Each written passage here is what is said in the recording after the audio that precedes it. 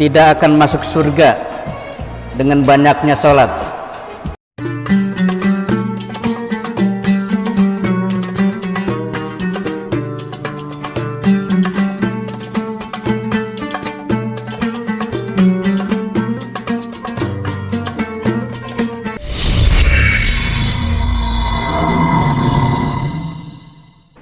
Assalamualaikum warahmatullahi wabarakatuh.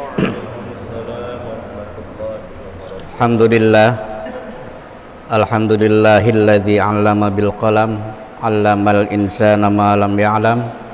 Wassalatu wassalamu ala sayyidina Muhammadin sayyidil anam wa ala alihi wa sahbihi wa man tabi'ahu ala dawam.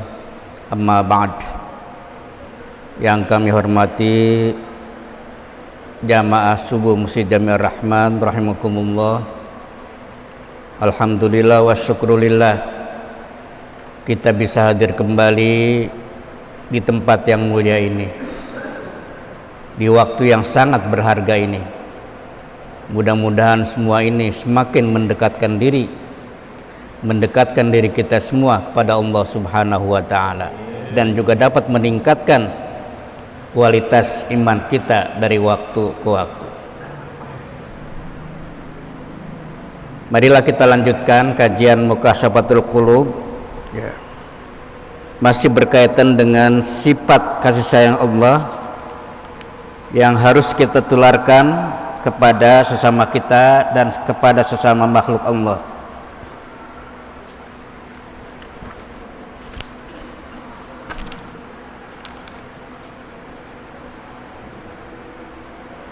Coba dilihat halaman 64, paragraf kedua. Wa anil Hasan an Rasulillah annahu qala. Dari Hasan, jadi Hasan ini adalah anak Sayyidina Ali, cucu daripada Rasulullah. Dari kakeknya Rasulullah berkata, iya, budala ummati la yadkhulunal jannah bikasrati salatin wala siyamin walakin yadkhulunaha bisalamatis sudur wa sahain nufus warahmati li jami'il muslimin. Yang artinya, Nabi bersabda, mayoritas umatku tidak akan masuk surga dengan banyaknya sholat, dengan banyaknya puasa sunat, tetapi mereka masuk surga dengan lapang dada, dengan jiwa yang pemurah dan kasih sayang kepada semua umat Islam. Jadi banyaknya sholat, banyaknya puasa tidak menjamin dia masuk surga kalau dia masih punya sifat dengki kepada sesamanya, atau dia pelit, ya, rajin sholat, rajin puasa, tapi malas berzakat, tidak akan masuk surga. Atau dia tidak mempunyai kasih sayang kepada sesamanya. Wa an Rasulillah annahu qala, Rasulullah bersabda, iya, ar-rahimun yarhamuhumur rahman. Orang-orang yang dikasihi oleh Allah, orang-orang yang mempunyai sifat kasih sayang adalah yang diberikan kasih sayang oleh Allah. Irhamu, karena itu berikanlah kasih sayang olehmu man fil ar, kepada makhluk Allah yang ada di muka bumi. Ya yarhamkum man fis sama, niscaya makhluk Allah yang ada di langit akan memberikan kasih sayangnya kepada kamu sekalian. Nah, jadi kita di sini dianjurkan untuk bersifat kasih sayang kepada semua makhluk Allah, ya, terutama manusia, juga kepada hewan dan semua makhluk Allah yang lainnya. Nah, ini kata Allah, man la yarham la yurham. Orang yang tidak mempunyai sifat kasih sayang tidak akan diberikan kasih sayang. Wa man la yaghfir la yughfar. Orang yang tidak memaafkan maka tidak akan diberikan kemaafan. Wa qala Malik bin Anas, berkata Malik bin Anas, qala Rasulullah sallallahu alaihi wasallam, Rasulullah bersabda, arba'un min haqqil muslimina alaik. Ada 4 hal menjadi hak kaum muslimin terhadap kamu. Pertama, antu'aina muhsinahum. Engkau menolong orang yang berbuat baik di antara mereka. Jadi kalau ada orang yang berbuat baik, itu kita bantu, kita tolong, kita permudah, jangan kita halangi. Wa antastaghfiru limudznibihim, dan minta ampun kepada orang yang bersalah atau berdosa. Disinilah perlu kita selalu berdoa, Allahumma gfir lil muslimin wal muslimat. Jadi kita memintakan ampunan kepada yang lain. Wa anta'uda maridahum, engkau harus menjenguk kalau mereka sakit. Wa antuhibba taibahum, dan menyintai orang-orang yang bertaubat. Wa ruwiya anna Musa alaihissalam, diriwayatkan bahwa Musa pernah bersabda, ya Rabbi, wahai Tuhanku, bi ay syai'in ittakhadtani safiyan. Ya Allah, ya Tuhanku, dengan apa engkau menjadikan aku berhati bersih? Tidak ada rasa dendam, tidak ada rasa benci kepada orang lain. Qala, Allah menjawab, birahmatika ala khalqi. Engkau mempunyai sifat kasih sayang terhadap semua makhluk. Itulah cara aku memberikan atau menjadikan hati kamu menjadi bersih. Nah, itu. Ya, kita lanjutkan. Hukiya, diriwayatkan anna Isa alaihissalam kharaja yauman. Pernah Nabi Isa keluar suatu hari dari rumahnya, falaqiya iblis, dan dia bertemu dengan iblis, Nabi Isa. Wa biyadihi asalun, di tangan iblis itu ada madu. Wa fil ukhra, dan di tangan yang lain ramadun, ada pasir. Faqala, lalu Nabi Isa bertanya, ma taf'al ya aduwallah hadzal asal war ramad. Wahai, apa yang kau lakukan wahai musuh Allah terhadap madu dan pasir ini? Qala, iblis menjawab, ammal asal, adapun madu, faj'aluhu ala syifa'il mughtabin. Adapun madu aku akan jadikan dia untuk obat orang-orang yang terkena gibah, hatta yablughu minha, sehingga mereka sembuh. Wa ammar rabad, adapun pasir, fa'dauhu ala wajhil yatama, aku akan letakkan pasir itu di wajah anak-anak yatim, hatta yubghidahun munas, sehingga dia dibenci oleh banyak orang. Wa qala, Nabi menjawab, innal yatima, sesungguhnya anak yatim, idza duriba, apabila dipukul atau disakiti, ihtazza arsur rahman, maka akan bergetar kekuasaan Allah Subhanahu wa taala. Nah, ini jangan sekali-kali memukul anak yatim ya. Kalau mengusap boleh, diikuti dengan memberi amplop. Kita usap palanya, lalu kita kasih uang. Jangan diusap doang. Ihtazza, jadi bergetar. Jadi kalau anak yatim dipukul itu bergetar. Ya. Jadi sebaik-baik rumah adalah di dalamnya ada anak yatim, diperlakukan dengan baik. Dan sejahat-jahat rumah, seburuk-buruk rumah atau rumah yang sangat sial adalah tidak membawa berkah, di mana di dalamnya ada anak yatim tetapi diperlakukan tidak baik. Libukaihi, sehingga sana Allah akan bergetar dengan nangisnya anak yatim.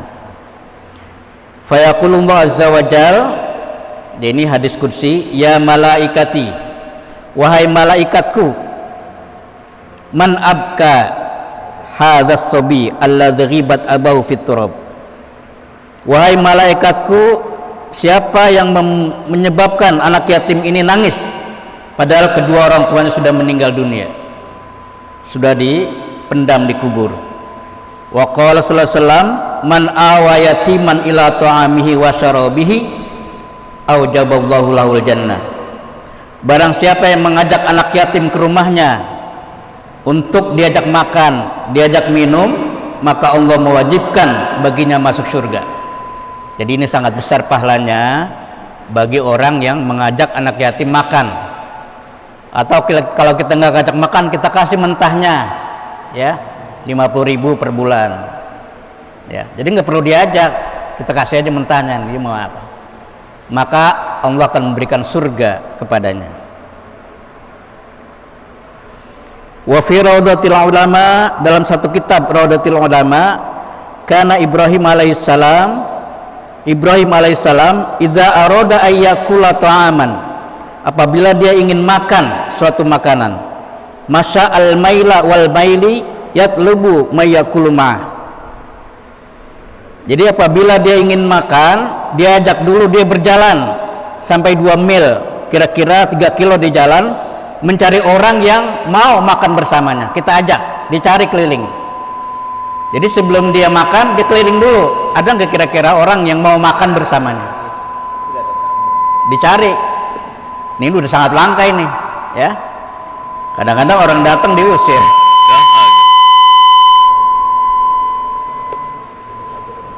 Ya. Jadi itu Ibrahim. Wa baka Ali karramallahu wajhah, dan Ali sempat menangis pada suatu hari. Faqila ma yubkika, apa yang menyebabkan kau menangis wahai Ali? Qala lam ya'tini dhaifun mundu sab'ati ayyam, saya tidak pernah kedatangan tamu selama 7 hari. Jadi Imam Ali kalau 7 hari nggak ada tamu ke rumahnya yang minta makan, dia nangis, sedih. 7 hari nggak ada tamu, nggak ada yang numpang makan ke dia, dia nangis. Fa khafu ayyakuna Allahu qad ahani, aku khawatir Allah telah benci kepadaku atau telah menghinakan aku. Nah itu. Jadi maksudnya kebiasaan Ali adalah hampir menerima tamu untuk diberi makan setiap hari. Tapi kalau ada 7 hari saja tidak ada tamu yang datang kepadanya, maka dia bersedih dan dia merasa takut Allah akan menghinakan dia. Wa qala Rasulullah sallallahu alaihi wasallam, man at'amat ja'ian yuridu bihi wajhallah wajabat lahul jannah, barang siapa yang memberi makan orang yang lapar dan dimaksudkan untuk mengharapkan keridhaan Allah, wajabat lahul jannah, maka dia akan masuk surga. Nah ini Pak, maka sangat dianjurkan kalau kita melakukan pesta perkawinan, pernikahan, disunatkan mengundang orang-orang miskin supaya ikut makan bersama kita. Nah itu yang akan membawa keberkahan. Tapi kebanyakan kita yang diundang orang-orang kaya yang kondangannya gede, tapi orang miskin tidak pernah diundang, maka hidangan seperti itu tidak membawa berkah, kata Nabi. Harusnya kita mengundang orang-orang yang memang jarang makan, ya, kita undang ke pesta kita, tentu sangat gembira kalau mereka makan banyak lauknya. Nah itu kebanyakan kita, tapi bukan orang sini, orang luar. Ya. Wa man mana'at ta'ama 'anil ja'i, barang siapa yang tidak mengasih makan kepada orang yang lapar, mana Allahu fadlahu yaumal qiyamah, dan Allah akan tidak akan memberikan kepadanya keutamaannya, karunia-Nya di hari kiamat. Wa 'adzabahu finnar, dan siksanya dia di api neraka. Ini kalau orang yang tidak pernah memberi makan kepada, ini kebanyakan salah di antara kita Pak ya. Dia beramal jauh-jauh, lain RT, lain RW, lain RW atau lain kelurahan, tapi tangga sebelahnya tidak makan, dia biarkan saja. Kenapa demikian? Karena kalau dia nyumbang keluar jadi nyohor namanya, tapi kalau bagi tetangganya enggak nyohor dia. Yang dicari nyohor apa pahala? Nah itu. Kalau kita nyari pahala ya di samping kita, orang yang lapar kita beri makan. Kalau perlu kita tanya, ya itu, udah makan belum tong? Nah itu. Wa qala Rasulullah sallallahu alaihi wasallam, Rasulullah bersabda, as-sakhiyyu qaribun minallah, qaribun minal jannah, qaribun minan nas. Orang yang pemurah hati, orang yang sering membagi, dekat dengan Allah, dekat dengan surga, dekat dengan orang. Ba'idun minan nar, jauh dari api neraka. Sebaliknya wal bakhil, orang yang pelit, ya itu, ba'idun minallah, jauh dari Allah. Ba'idun minal jannah, jauh dari surga. Ba'idun minan nas, jauh dari orang. Qaribun minan nar, dan dekat dengan api neraka. Keutamaan dermawan. Kita di sini makanya ada setiap bulan ada list ya untuk yatim. Tiap bulan kita lakukan santunan kepada yatim. Itu tiap bulan mungkin kurang lebih 170 kita santuni di sini setiap bulan. Ya, alhamdulillah itu ada saja rezekinya. Ya. Kita ingin semakin banyak anak yatim yang diberikan santunan, maka Masjid Ar-Rahman kita harapkan akan membawa berkah kepada masyarakat sekitar, terutama kaum miskin dan duafa. Nah itu programnya, dan sudah berjalan hampir 2 tahun.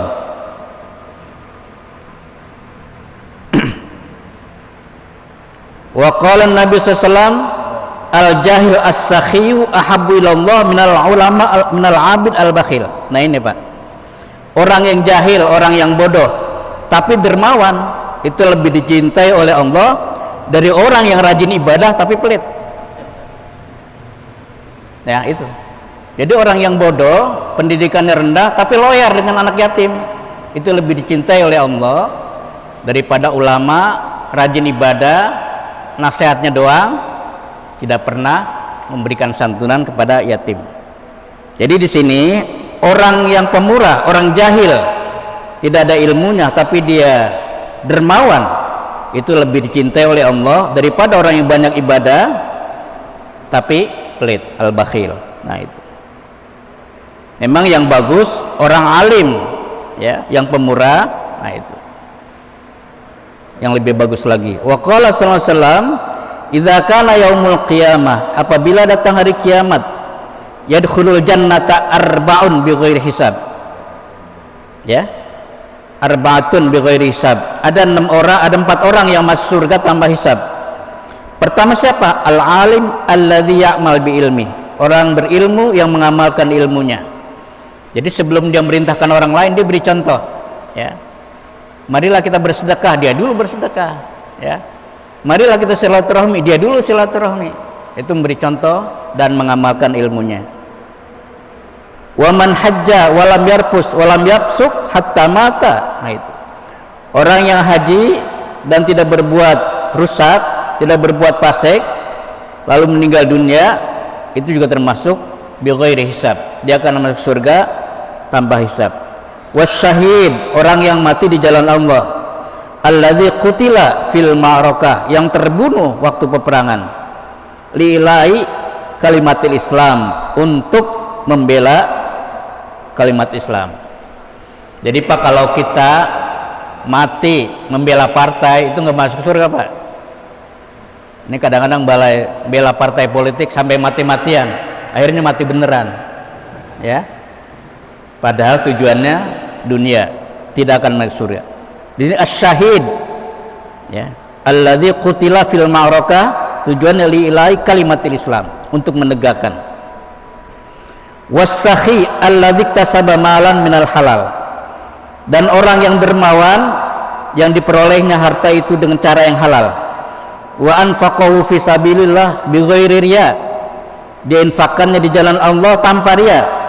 Fahaula yunazu ba'dum ba'do ayyum yadkhulul jannah awalan. Lalu mana yang lebih dulu masuk surga? Tapi semuanya masuk surga, 4 orang ini mana yang lebih dulu? Itu urusan Allah Subhanahu wa ta'ala. Wa Ibnu Abbas qala Rasulullah sallallahu alaihi wasallam, innalillahi ibadan, sesungguhnya Allah mempunyai hamba, yahtassum bin ni'am, Allah memberikan nikmat khusus dengan nikmat-nikmat yang ada, limana fil ibad, untuk memberikan manfaat kepada hamba itu.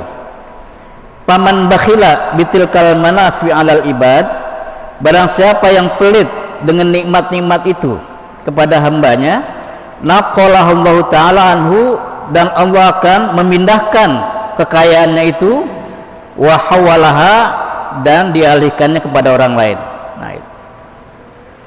Wa qala Rasulullah sallallahu alaihi wasallam, as-sakha'u syajaratun min syajaril jannah.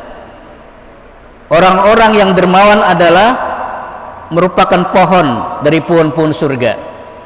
Jadi orang yang dermawan yang ada di sekitar kita itu adalah bagian dari pohon-pohon yang ada di surga. Agsanuha, batang-batangnya mudliyatun ilal ar, merembet ke tanah. Paman akhadha bi ghusnin minna qadahu dzalikal ghusna ilal jannah. Barang siapa yang mengambil daripada batangnya itu, maka dia akan diberikan jalan menuju surga. Nah itu. Qila ya Rasulullah ayyul amal afdal? Ya Rasulullah, perbuatan apa yang paling utama? Qala, Nabi menjawab, as-sabru was-samaha, sifat sabar dan lapang dada. Urial Muqaddam bin Surai an abihi an jadi qala qultu ya Rasulullah dullani ala amalin yudkhiluni al jannah. Ya Rasulullah, berikanlah aku petunjuk kepada suatu perbuatan yang membuat aku masuk surga. Qala, Nabi menjawab, inna min mujibatil maghfirah bazlut ta'am wa ifsa'us salam wa husnul kalam. Sesungguhnya yang menyebabkan segala dosa diampuni adalah pertama memberikan makanan, ya, kita memberikan makanan, minuman. Di sini setiap minggu itu ada orang yang menyumbang 1 dus air, tapi rutin. Jadi meskipun 1 dus tapi dia rutin. Itu istrinya Arpan ya kalau nggak salah. Itu Pak, bermanfaat sekali Pak, ya. Yang penting rutinnya ini Pak. Meskipun 1 dus ya. Lah kalau misalnya 10 dus tapi 5 tahun sekali. Mending 1 dus tapi tiap Jumat, ya, pahalanya sangat besar. Wa ifsa'us salam, mengucapkan assalamualaikum, itu juga dapat pahala. Wa husnul kalam, dan berbicara yang baik. Jadi jangan sampai berbicara yang menyakitkan orang lain, ya. Inilah beberapa lanjutan daripada tentang sifat kasih sayang Allah yang harus kita terapkan kepada sesama makhluk kita, ya. Allah sudah bersifat Rahman dan Rahim, tapi yang dituntut adalah kita untuk bersifat kasih sayang kepada sesama kita, terutama kepada fakir miskin dan duafa, terutama yatim, ya. Demikianlah yang dapat saya sampaikan, mudah-mudahan ada manfaatnya. Wal afa minkum, wassalamualaikum warahmatullahi wabarakatuh.